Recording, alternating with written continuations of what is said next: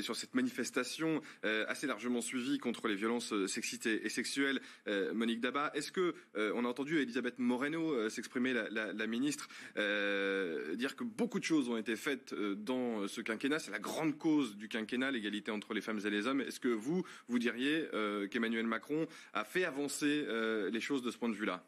Bah non, lui, c'est son image qu'il essaie toujours de faire avancer et l'image de celui qui est toujours tellement satisfait de lui-même, mais bon, il peut envoyer qui il veut pour dire ça, essayer de répercuter ses soi-disant réussites, alors que personne ne voit rien avancer nulle part. C'est bon, si on en est aujourd'hui à autant de femmes, de féminicides que l'année dernière sur l'année complète. 101 féminicides en 2020. Les choses n'ont pas avancé, mais il n'y a pas que sur le nombre de décès que ça avance pas.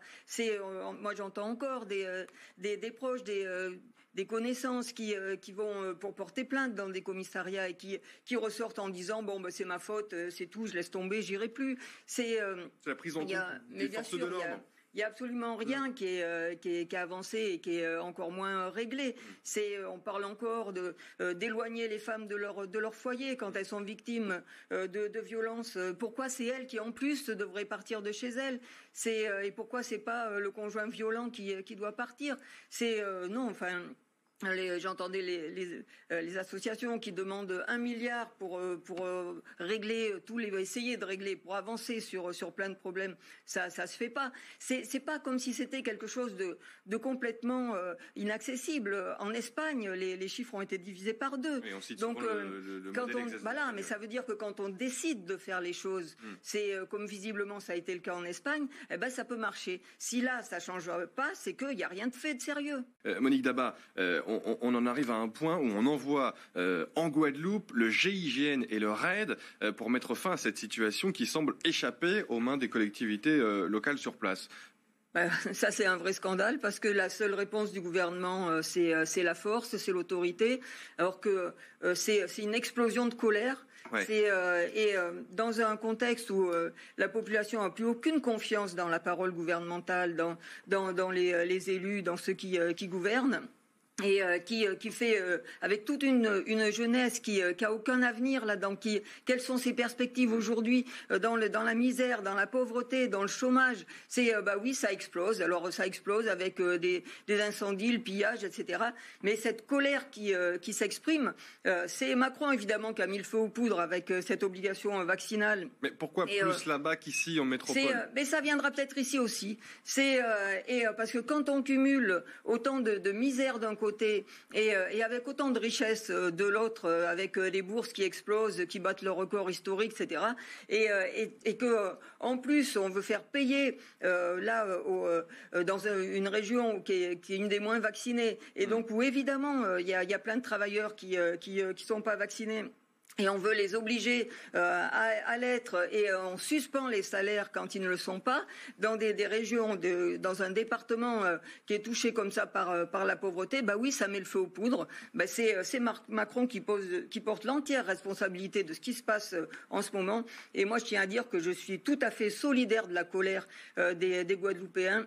De ces jeunes qui font exploser cette colère-là, et quelle que soit la forme que ça prend, parce que quel autre moyen ils ont de se faire entendre aujourd'hui. Voilà. Mais sur le Covid, ça a été un révélateur d'abord de la crise qui existait déjà. Oui, bien sûr.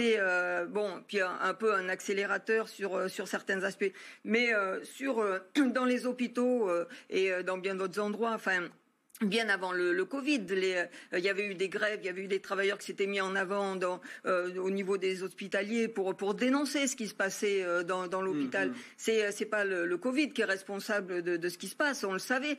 C'est les 100 000 lits qui ont été supprimés en 20 ans, et ça c'est tous les gouvernements les uns après les autres qui les ont supprimés. Mais même là avec le Covid, c'est encore des milliers de lits qui ont été supprimés depuis l'année dernière. Donc tout ça, ça existait avant le Covid. Et là, ça explose de partout. Ça explose sur l'endroit où c'est le plus où il y a le plus de précarité, où c'est le plus dur à vivre sur la Guadeloupe. C'est qu'on s'attende peut-être à ce que ça explose ailleurs aussi, parce que les mêmes causes peuvent avoir les mêmes effets. Oui, même s'il y a effectivement des et ça, effectivement, c'est pas le GIGN qui va le résoudre, mais le gouvernement non plus, parce qu'il ne veut pas résoudre cette situation-là. C'est pas une résolution par l'intervention du GIGN. Je pense que tout le monde l'aura compris, mais au moins pour essayer de mettre fin à les seuls auxquels je fais confiance pour pouvoir résoudre ces problèmes-là, c'est les travailleurs eux-mêmes. Là, ce qui se passe en Guadeloupe, c'est pour l'instant, on voit pas de perspective dans le mouvement avec la forme qu'il a, parce que c'est une colère qui explose et voilà, il n'y a pas de règle dans ces colères là, mais que les travailleurs s'emparent de cette colère aussi et se fassent entendre dans les entreprises où ils sont, dans la banane, partout où il y a des problèmes. C'est effectivement avec le chlordécone, c'est imprégné dans tous les sens du terme, dans la population, dans la terre, dans l'eau. Et c'est ce qui contribue aussi à faire qu'il n'y ait aucune confiance dans les autorités. Alors que ce chlordécone, je rappelle quand même qu'il était interdit en France et qu'il a continué à être utilisé en France métropolitaine, et qu'il a continué à être autorisé aux Antilles. Et d'ailleurs, Emmanuel Macron en Guadeloupe a reconnu la responsabilité de l'État. Les conséquences pour les populations. Voilà comment elles ont été piétinées, humiliées tout le temps. Et maintenant, ça explose à la figure de Macron. Tant pis. On n'a pas vraiment le sentiment que les candidats à l'élection présidentielle ont trouvé la solution, la recette miracle pour sauver l'hôpital public, William Tay. Mettre des milliards et mettre des milliers, des dizaines de milliers. Partout, des dizaines de milliers de travailleurs dans les hôpitaux. Il faut des bras pour travailler.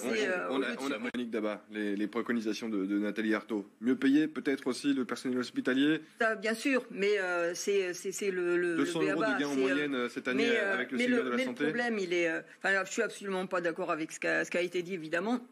C'est l'hôpital et le soin. Il en faut au contraire, faut le meilleur maillage possible dans le pays. Et que là, on l'a vu, chaque fois qu'ils ont fermé des maternités, ça a posé des problèmes. Il y a eu des en chemin, plein d'histoires. On le sait que c'est pas ça qu'il faut faire. C'est quand on se soucie de l'intérêt de la population, de l'humain, des gens. C'est de ceux qui ont pas un hélicoptère pour aller se faire soigner dans un hôpital de luxe. Et l'argent, il existe. Pas qu'ils soient si nombreux en France à se faire soigner. Quand on réserve des étages pour les Émirats, c'est les émirs qui viennent se faire soigner en payant, en réservant tout un étage.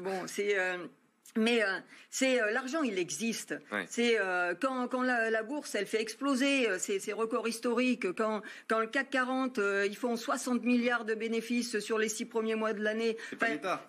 Mais il y a de l'argent, mais il faut le prendre là. Il faut le prendre là où il est. Il sert à quoi cet argent? Il sert à spéculer et à préparer les prochaines crises financières. Au lieu de servir à tout foutre en l'air de cette façon-là, il vaudrait mieux qu'il serve à soigner les gens.